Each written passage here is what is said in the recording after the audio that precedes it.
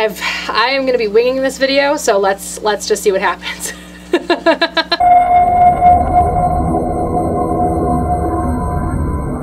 Hey guys, and welcome to Tuesdays on my channel. Tuesdays on my channel are the days where I talk about all things otaku. And a little thing I like to call otaku time. So this week on Otaku Time, it's actually an idea that I got from my introduction video that my friend Dylan posted.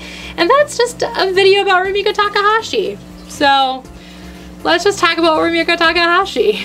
So if you guys are unaware, Rumiko Takahashi is actually my favorite mangaka, and I love all of the series she's done. I actually own most of them. There are a few that I am still missing, and I don't have all of them of the series. The only ones that I've actually completed is Maison Koku and One Pound Gospel. Those are the ones that I've actually completed collecting. And Mermaid Saga. I have all of Mermaid Saga. So those three are the ones that I have completed as far as collecting all of the volumes of the series. I also own a lot of Inuyasha. I own a lot of Ranma 1/2.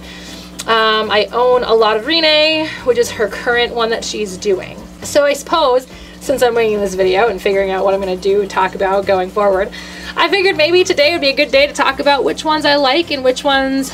Well, no, I like all of them, so that doesn't work. Winging this video, winging is fun. But maybe I could talk about like the ones that I've read, like which ones I like the most, and which ones I like the least. So let's just go with that. So the first on my list, I'm not going to go from back to forward because that's just too hard for me to think about right now while I'm winging it.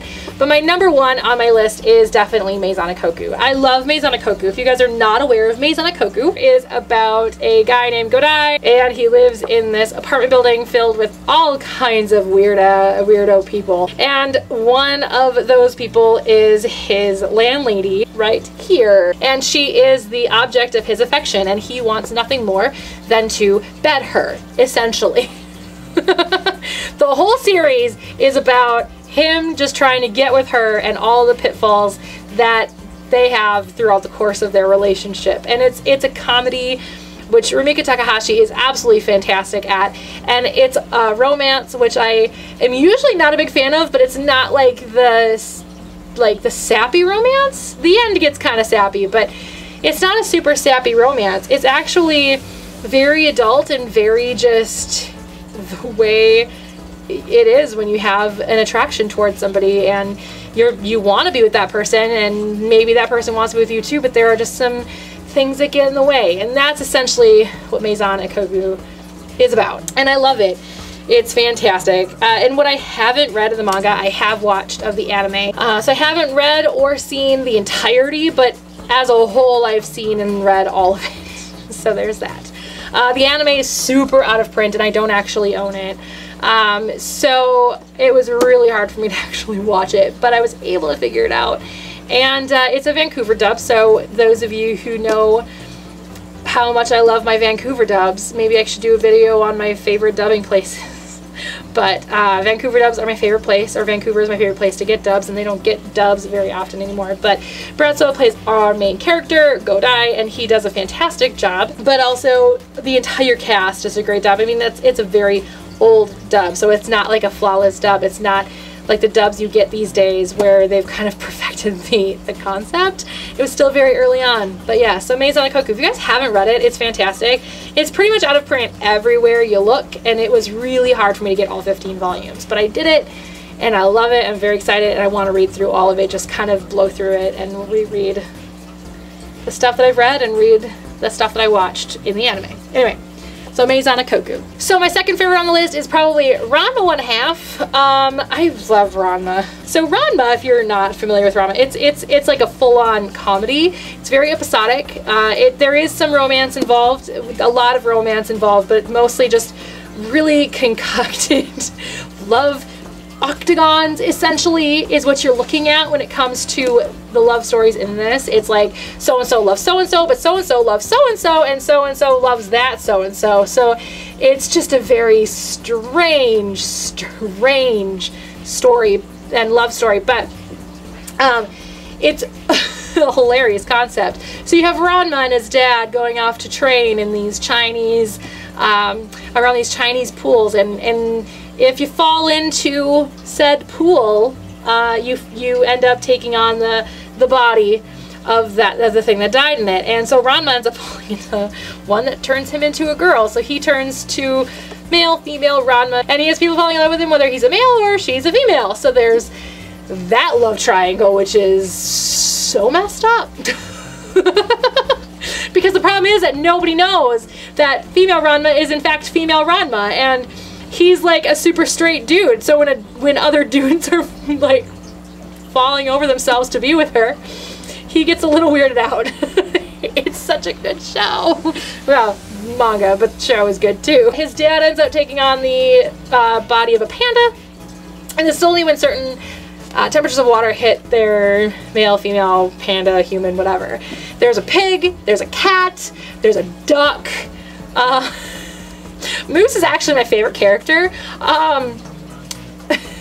Because he's just so weird and so fun. Anyway, I watched Ranma. I watched the anime when I was super little, so it's very possible that Moose may not be my favorite character anymore, but when I was a kid, I absolutely adored Moose. Anyway, so yeah, Ranma. There's so much to Ranma. There's just so much to Ranma. And I just really love it. FYI, it's another Vancouver dub, so matter of fact, I think a lot of these are. If they're dubbed, most of them are Vancouver dubs, I think. Yeah. Number 3 is probably Rin-ne. Rin-ne is her current manga, and I haven't read it in forever. And really kind of feels like a very strange love child between Ranma and Inuyasha. Especially because Rin-ne looks so much like Inuyasha. I mean, look at that. Isn't that's Inuyasha. And let's be real, that's Shippo. And there's also a character in here that looks literally identical to Miroku, and I'm wondering if I can find him. I don't remember if he's in the first volume. It's been a while since I watched this, or read this, but I know there's an anime now and it was never dubbed, and I do want to eventually watch Rin-ne. I would love to see the anime version, but anyway, I'm not going to sit here and search for this character forever, but anyway, moving on. So Rin-ne, like I said, is kind of a love child between Inuyasha and Ranma. So it's a comedy, it's very episodic, but at the same time it's got a similar kind of feel like Inuyasha does. It's not set in feudal Japan or anything. You got Rin-ne, you got Sakura, and Rin-ne is a ghost, and Sakura is somebody who can see ghosts. And so it's kind of fun, and there's a little character like Shippo. It's been a while since I've read it, but all I know is she comes close to the Wheel of Death, or whatever they called it. Wheel of Reincarnation, it's right there, I just found it. The Wheel of Reincarnation, she comes close to it, and then she can all of a sudden see ghosts. And so she has to help Rin-ne do his job. So, Rin-ne.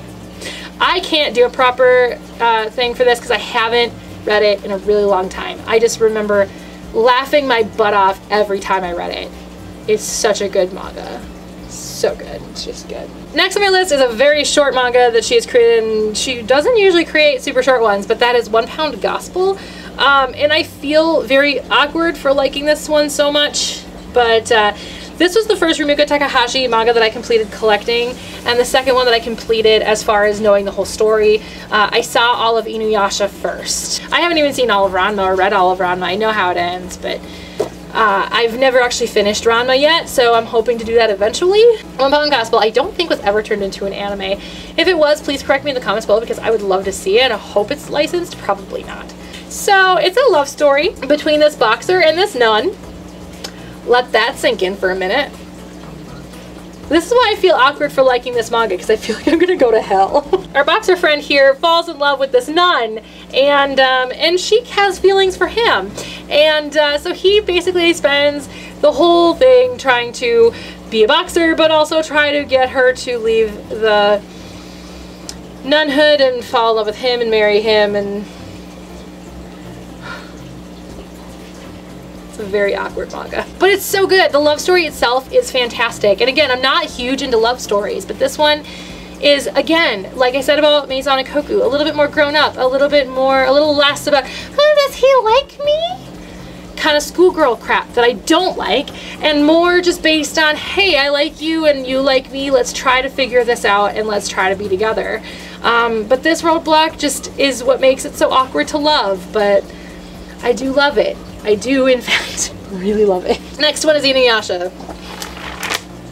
Her longest series to date, though I think Rin-ne is gonna be longer than Inuyasha. But Inuyasha and I have a very interesting relationship, and I will put a card up here to me talking about Inuyasha, and I'll link at the end of the video to another video of me talking about Inuyasha. But Inuyasha and I, we've had our ups and downs.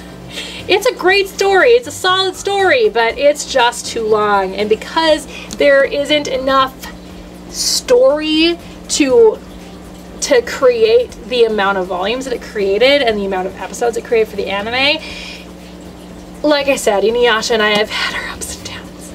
I have stopped watching Inuyasha like a few times. I mean, obviously I'm done now, but like I can't, it's hard for me to get through season 3 when I'm rewatching the anime. I've not read much of the manga. I read after the first anime ended, and much like all the fans being really angry with how it ended, I did start reading the manga, and at that point, and I just wanted to know where the series went. And then when I finally realized that reading cancellations is not a good thing for the original creator, and I want Rumiko Takahashi to have all of my money, literally, because I have spent so much money on her mangas. Anyway, I stopped reading it and just hoped that they would create another anime, and eventually they did, creating the final act, and I was very, very happy. And so eventually I will collect the rest of the manga as well, just to have it and to make sure Rumiko Takahashi gets all the money I can possibly give her. But I'm going to create the Vizbig, I'm going to collect the Vizbigs, and because it takes a lot less space up on my shelf. But right now I own the amount of volumes, not the same volumes, but I own the same amount of volumes that I read illegally. So there's that. Anyway, so Inuyasha, if you guys are not familiar, this is probably her most famous. Her most successful is Ranma, but this is probably her most famous in English, or in America, because it was televised so heavily by Adult Swim. But if you're not familiar, you got Inuyasha, you got Kagome, you got Moroku, you got Sango, you got Shippo. They're trying to defeat Naraku, the end. Though I will tell you my favorite part of the story is the Band of Seven, because we got a nice little break from Naraku. While I love Naraku, there was just so little story with that concept that it was really boring. And then when they brought in the Band of Seven, I was able to really just fall in love with the series again. And I love it. So Inuyasha, there you have it. Inuyasha. And then the series I'm currently reading that I'm not super sure about is Mermaid Saga. I don't know how I feel about Mermaid Saga. I really don't. Do I have a place in here, or did I just not start this volume? I don't know. So one thing I didn't know about Mermaid Saga is it's a bunch of stories. The same character, but like different stories about him. So this is about a dude who is immortal, and he doesn't want to be immortal anymore. He was made immortal by mermaids, and he doesn't want to be immortal. He wants to die. It's really dark. But the first volume, I really got attached to a story. And those of you who have read Mermaid Saga know where I'm going with this. I got really attached to a story. I didn't know enough about Mermaid Saga to know what was going to happen. That I wasn't going to be fulfilled. That I was going to be sorely disappointed. And it's kind of, I don't know, put a dent in my relationship with this manga. If only just because I was super attached to it, and I was like, oh my god, I love it so much, it's so amazing, I want it to end the way I want it to end. Spoiler alert, sorry. But just know that going in. Don't get attached to the characters, because the only character you can like is our main character. That's it. That's it. That's all you can love. That's it. That's all.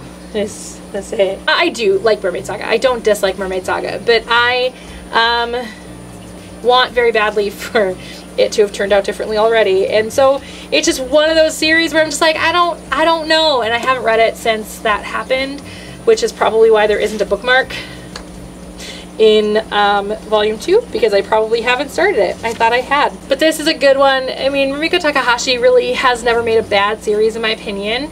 And I still have others to kind of check out and figure out if I like them or not. So those are all of the Rumiko Takahashi mangas that I have collected and started reading or saw the animes for. I know there is Urusui. There is one that I have not collected. It's her very first one. And I will eventually get to that one once I can figure out where to buy it and where to see it or whatever. I will eventually get to that one, and I think, and obviously there's Remake World as well, which I know nothing about. But yeah, I love Rumiko Takahashi. So in the comments below, let me know who your favorite mangaka is, and if you like Rumiko Takahashi, let's talk about her in the comments below, because I love her storytelling technique. I love her comedy. I love her humor. Her humor is very similar to mine. And she actually creates decent love stories, because there is a love story in every single one that I am all about, except for Rin-ne. I really haven't figured out who I like in Rin-ne yet. But basically in all the rest of them, I do have an OTP in every single one of those stories. So let me know if you want me to talk more about things like this, just me kind of winging it and talking about something, pulling stuff off of my shelves and just talking about them. So if you guys are here for Otaku Time, I will see you guys all next week. And if you guys are here for all things geek, I'll see you tomorrow for another Ask Brit. Bye guys.